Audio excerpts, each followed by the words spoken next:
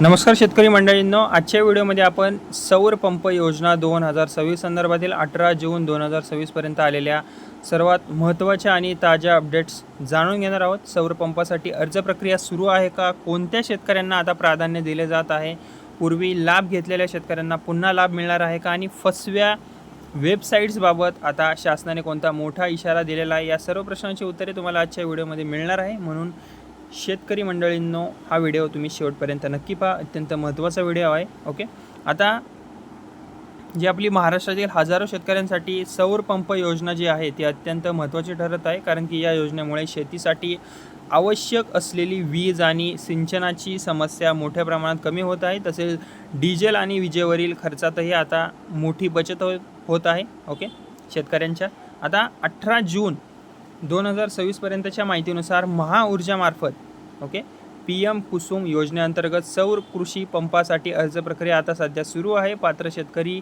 Online अर्ज करून या योजनेचा लाभ घेऊ शकतात। शासनाकडून अर्जांची छाननी आणि पडताळणी देखील सध्या सुरू आहे। ओके, आता एक अतिशय महत्त्वाची अपडेट आहे।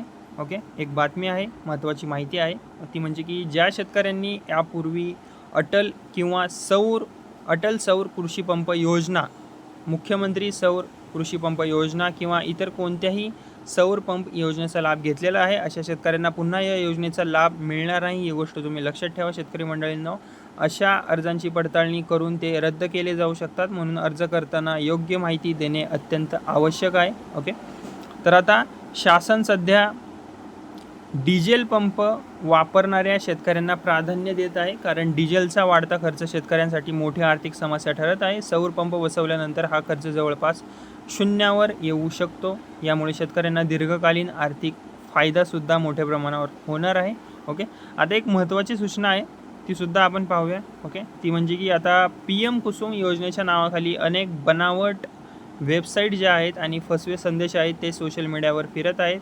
शासनाने शेतकऱ्यांना अशा फसव्या वेबसाईटपासून सावध राहण्याचे आवाहन केलेले आहे। अर्ज करताना फक्त आणि फक्त अधिकृत महाऊर्जा किंवा PM कुसुम पोर्टललाच तुम्ही वापरावे, कोणत्याही अनोळखी व्यक्तीला तुम्ही पैसे देऊ नका। ओके, मी पण तुम्हाला शेतकरी मंडळींना हेच सांगन। ओके, आता सौर पंप योजनेअंतर्गत शासनाकडून मोठ्या प्रमाणात अनुदानसुद्धा दिले जात आहे सध्या।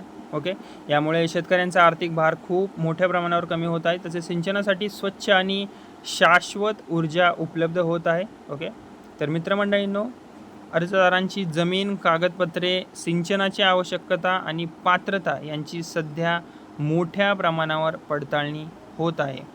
ओके, मी काय बोललो, अर्जदारांची जमीन, ओके, म्हणजे शेतकरी मंडळींची जमीन किती असणार, पंपांची आवश्यकता त्यांना किती लागणार, कागदपत्रे आणि पात्रता या सगळ्यांची पडताळणी सुरू आहे। चुकीची माहिती दिल्यास तुमचा अर्ज हा रद्द होऊ शकतो, म्हणून बरोबर तुम्ही अर्ज करून द्या। ओके, आता जी सर्व कागदपत्रे आहेत ती अचूक असणे आणि अद्ययावत ठेवणे अत्यंत आवश्यक आहे। ओके, आता शासन ठिबक सिंचन आणि सूक्ष्म सिंचनाचा वापर वाढवण्यावर आता देखील भर देत आहे। सौर पंपासोबत पाणी बचत तंत्रज्ञानाचा वापर केल्यास शेती अधिक फायदेशीर होऊ शकते। ओके, तर मित्रमंडळींनो, आता 18 जून 2026 पर्यंतचे ज्या आपण या अपडेट बघितलेल्या आहेत त्या परत एकदा एका लाईनमध्ये बघून घेऊयात। ओके, महाऊर्जा आणि PM कुसुम योजनेअंतर्गत सौर पंप मंजुरी प्रक्रिया सध्या सुरू आहे। नवीन अर्ज स्वीकारले जात आहेत, लाभार्थी पडताळणी सुरू आहे, डिझेल पंपधारकांना प्राधान्य दिले जात आहे आणि शासनाने फसव्या वेबसाईटपासून सावध राहण्याचा मोठा इशारासुद्धा दिलेला आहे शेतकरी मंडळींना। म्हणून सर्व शेतकरी बांधवांनी अधिकृत माहितीलाच प्राधान्य द्यावे आणि अर्जाची स्थिती वेळोवेळी तपासत राहावी। ओके, तर शेतकरी मंडळींनो, ही माहिती तुम्हाला उपयुक्त वाटली असेल तर व्हिडिओला माझ्या लाईक करा, तुमच्या गावातील सर्व शेतकरी बांधवांना हा व्हिडिओ नक्की शेअर करा आणि PM किसान, नमो शेतकरी, सौर पंप योजना, पीक विमा, कर्जमाफी आणि इतर सरकारी योजनांच्या ताज्या अपडेटसाठी माझं हे बडी नावाचं चॅनल आहे, त्याला सबस्क्राईब करायला विसरू नका। धन्यवाद।